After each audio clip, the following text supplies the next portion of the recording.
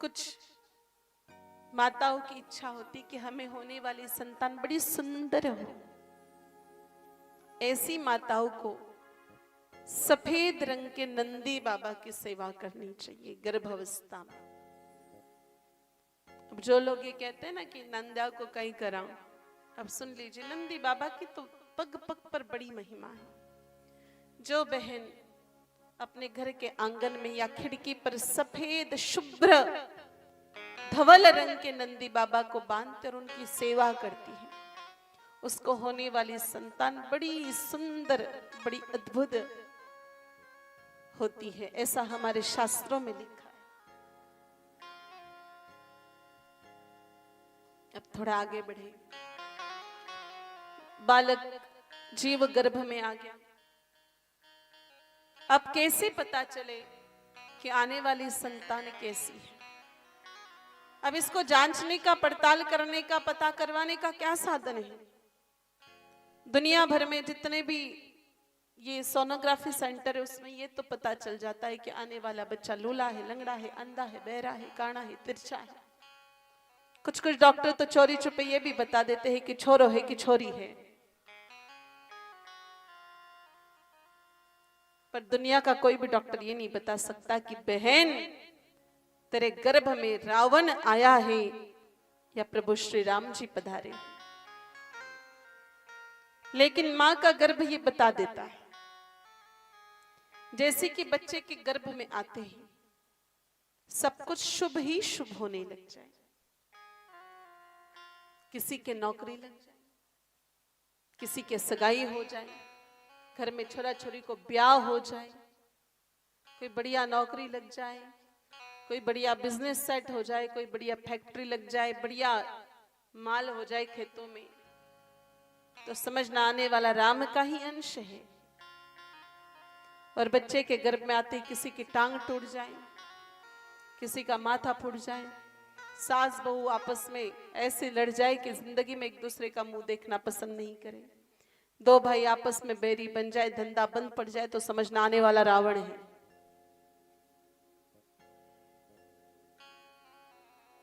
भाई जब हमारे प्रभु श्री राम जी माता कौशल्या के गर्भ में आए थे तब सब कुछ बदल गया था।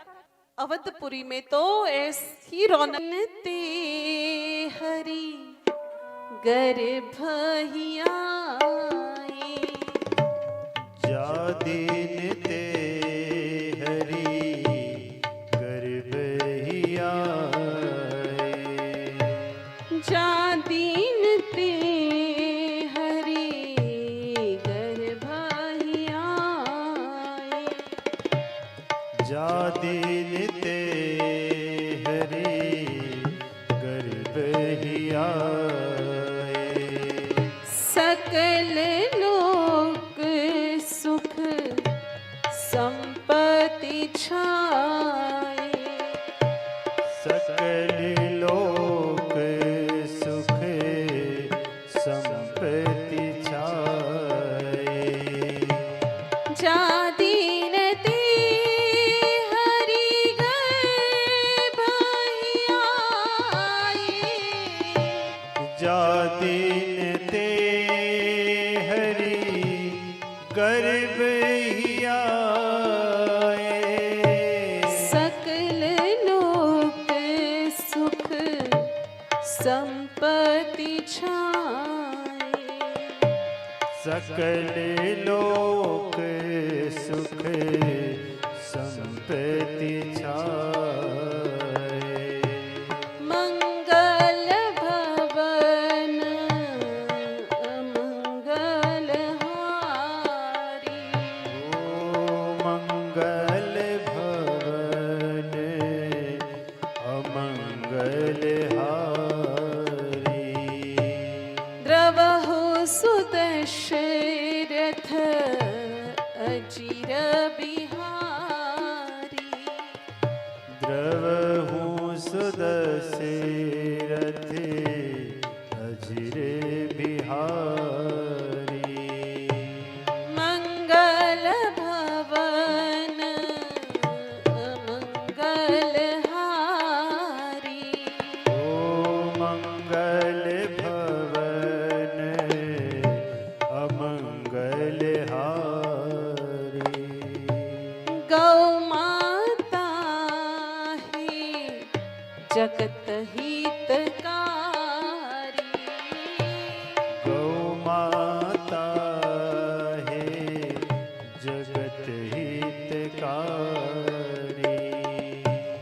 प्रभु श्री राम जी माता कौशल्या के गर्भ में आए तो सब कुछ ठीक ही ठीक होने लगा।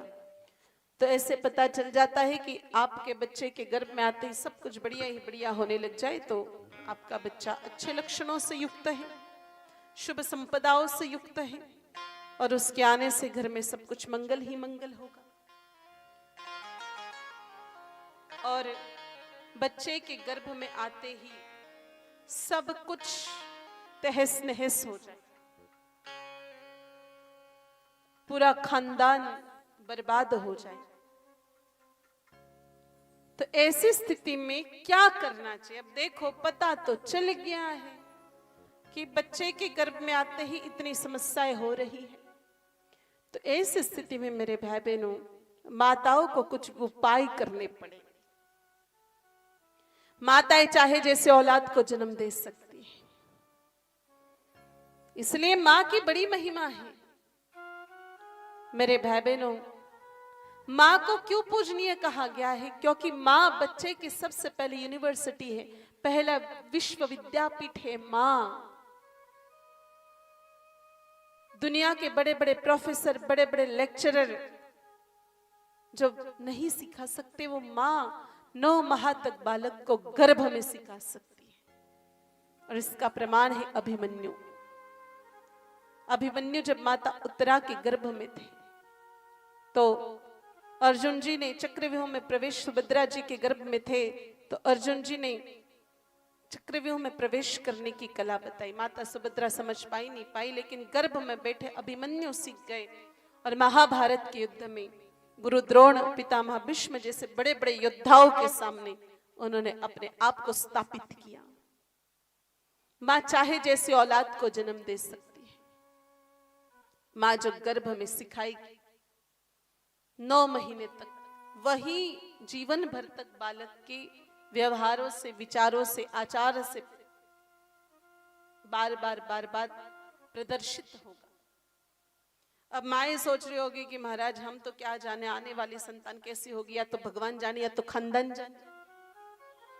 भगवान ने कभी ये डिपार्टमेंट अपने हाथ में रखा ही नहीं। आने वाली औलाद कैसी होगी ये भगवान नहीं जानता है, क्योंकि आने वाली औलाद कैसी होगी ये भगवान अपने हाथ में रखते तो भगवान रावण और कंस को कभी भी धरती पर नहीं भेजते। आने वाली संतान कैसी होगी ना, ये खानदान के हाथ में, क्योंकि खानदान के हाथ में होता तो हिरण्यकश्यपु जैसे पापी के घर पर मेरे भाई बहन भक्त प्रहलाद का जन्म कभी नहीं होता, और विसर्वा ऋषि जैसे पवित्र कुलस्थ ब्राह्मण के घर पे रावण का जन्म कभी नहीं। ऐसा इसलिए हुआ क्योंकि हिरण्यकश्यपु की पत्नी माता कयादु धर्मात्मा थी, इसलिए भक्त प्रहलाद भी धर्मात्मा हुए, और रावण की मां केतकी राक्षसी थी, इसलिए रावण भी राक्षस हुआ। इसलिए मां का ही व्यवहार, मां का ही आचार, मां का ही विचार बच्चे को बार बार प्रभावित करता है। तो गर्भावस्था में ऐसा क्या करना चाहिए?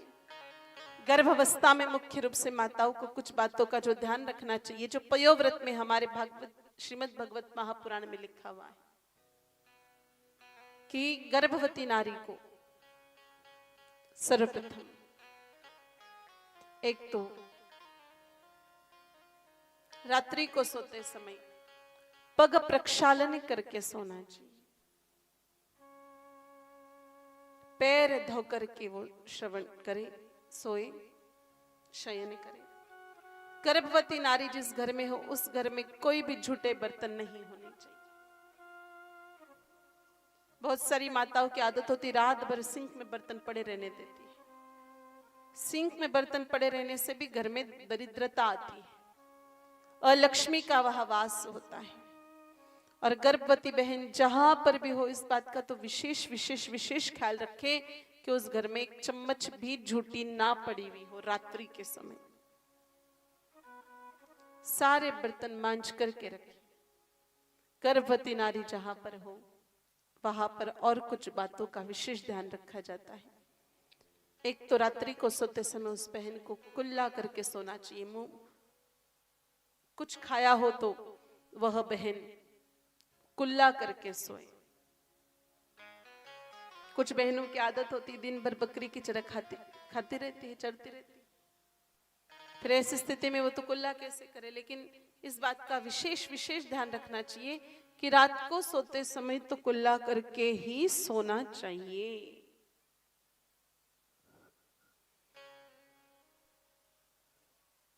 फिर और भी कुछ विशेष नियम है।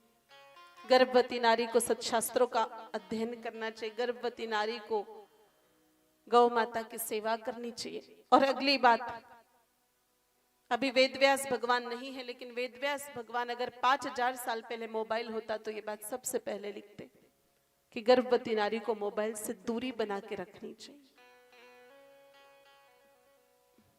क्योंकि गर्भावस्था में गर्भवती बहनें जो मोबाइल पर देखती है वैसा ही असर उनके बालक पर आता है।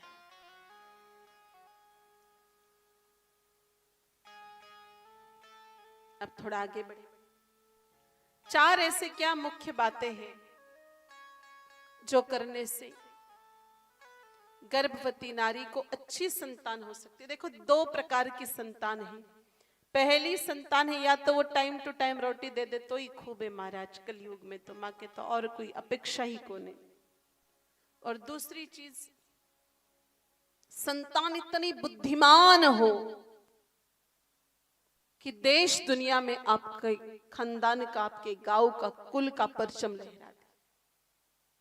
दोनों में से जिस प्रकार की संतान मां चाहे वैसी संतान को जन्म दे सकती है। उसके लिए क्या करना चाहिए? 3 मुख्य नियम उन माताओं के लिए जिनको लगता है कि मेरी संतान टाइम टू टाइम रोटी दे दे तो ही भलो। और चौथा नियम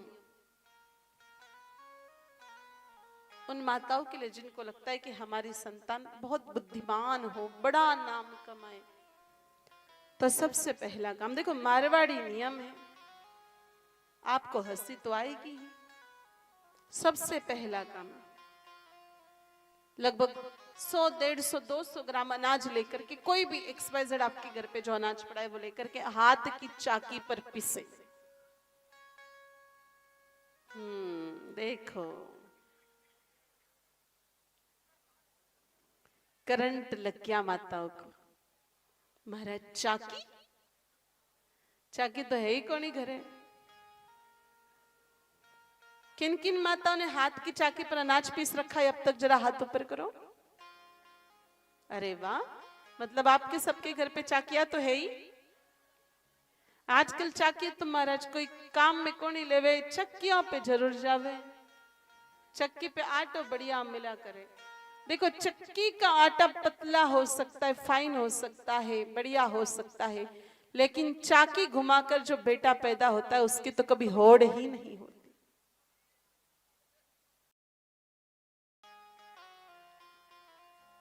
जिस चाकी को हम साधारण पत्थर का टुकड़ा समझ रहे हैं, वो चाकी कोई साधारण नहीं है मेरे भाई बहनों। जो वो चाकी घूमती तो गोल गोल गोल गोल गोल गोल घूमती, सुदर्शन चक्र की शक्ति तैयार होती है।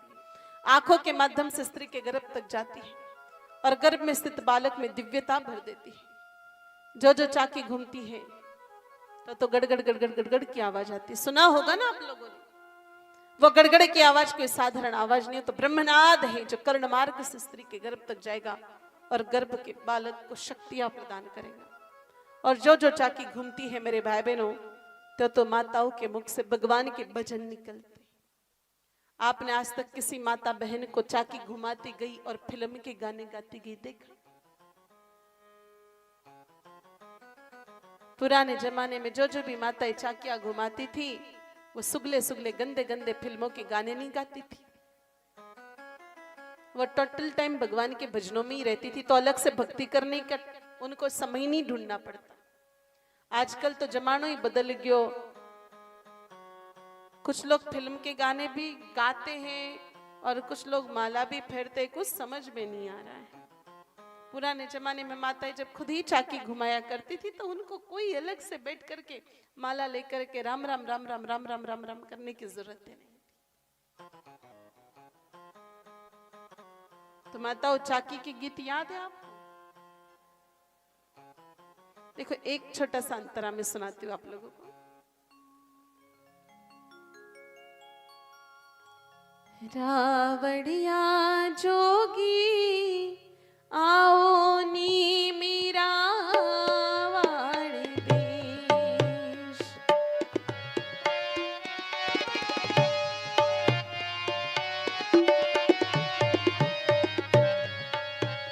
रावड़िया जोगी आओ नी मीरा वाड़ देश। रावड़िया जोगी आओ नी मीरा वाले दे। रावड़िया जोगी आओ नी मीरा बैर देश। रावड़िया जोगी आओ नी मीरा बैर दे।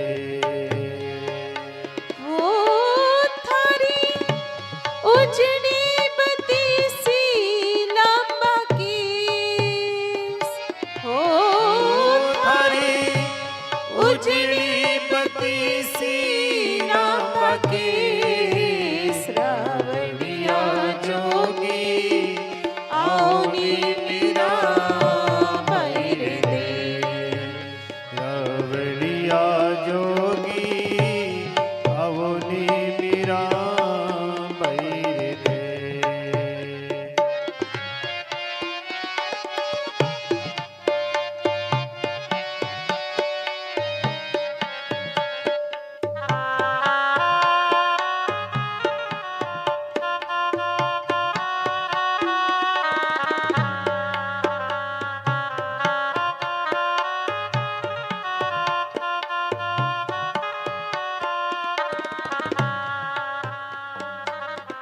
थारी कारणिये में तो दहिड़ो बिलोयो सा। ओ थारे करಣಿએ में तो दहिड़ो बिलोयो सा। थारी कारणिये सावरा दहिड़ो बिलोयो सा। ओ थारे करણીએ સાવરા દહિડો બિલોયો सा। कर गुजरी रोबीस। हो कर गुजरी रोबीस। रावड़िया जोगी आओ नी मीरा बैर दे। रावड़िया जोगी आओ नी मीरा वाले देश। रावड़िया जोगी आओ नी मीरा बैर दे। रावड़िया जोगी आओ नी मीरा वाड़ दे। रावड़िया जोगी आओ नी मीरा वाल दे। आओ नी मीरा वाले देश। आओ नी मीरा वाल दे। तो देखिए, सुबह उठ करके उस बहन को हाथ की चाकी पर अनाज अवश्य पीसना है। दूसरा काम, उस अनाज को गैया मैया को जिमा के गौ माता की 7 परिक्रमा जरूर लगाना। हमने आपको पहले भी कहा था, परिक्रमा में बहुत शक्ति है। इसलिए तो हम लोग मंदिर जाते तो मंदिर की परिक्रमा लगाते। बोलो लगाते हैं कि नहीं लगाते? हमारे यहाँ तो जितने भी देवी देवता है सबकी परिक्रमा लगती है।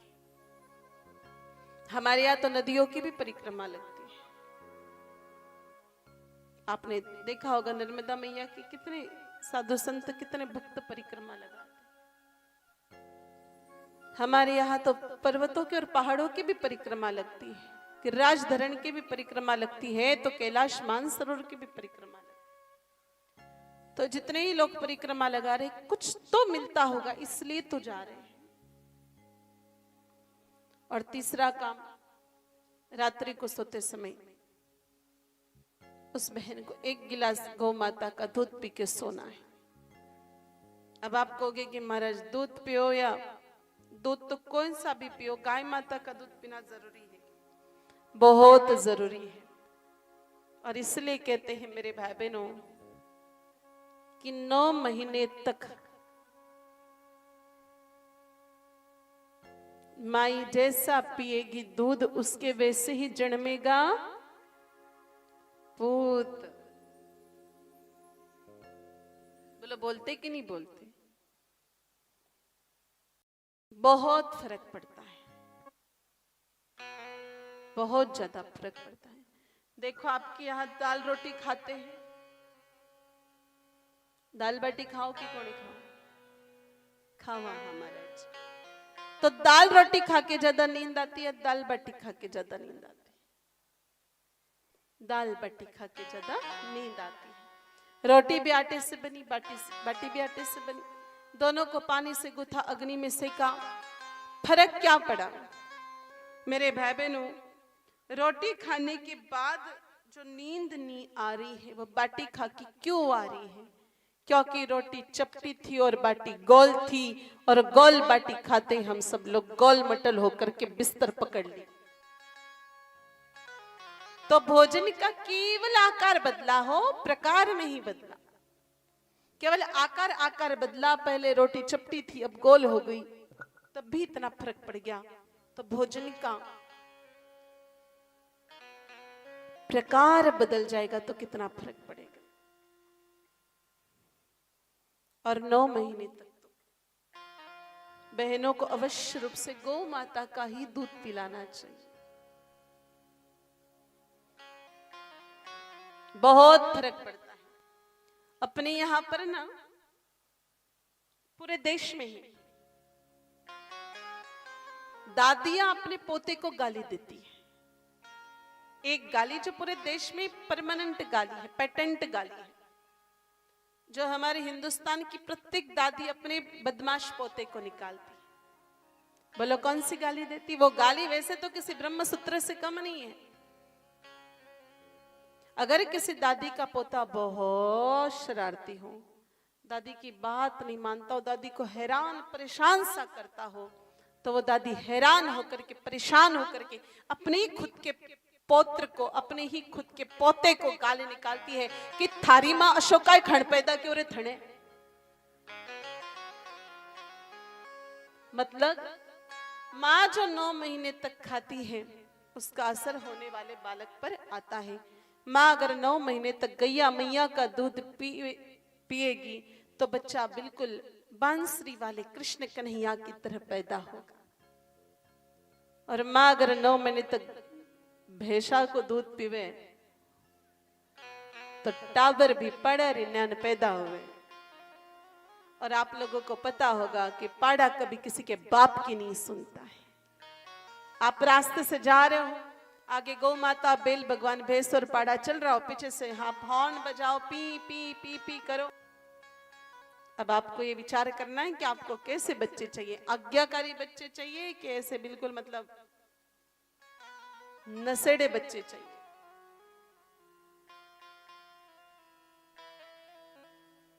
दूध का बहुत प्रभाव पड़ता है, इसलिए गर्भावस्था में तो गौ माता का ही दूध पीना चाहिए। पुराने जमाने में बहनें सारी गर्भावस्था में गौ माता का दूध पीती थी, इसलिए हीमोग्लोबिन का लेवल भी मेंटेन रहता था। आजकल बहनें भैंसों का दूध पीती है। अब आप कहोगे दूध एक जैसा होता है, ऐसा नहीं। गाय माता का दूध पीने से हीमोग्लोबिन बढ़ता है, भैंस का दूध पीने से फैट बढ़ती है।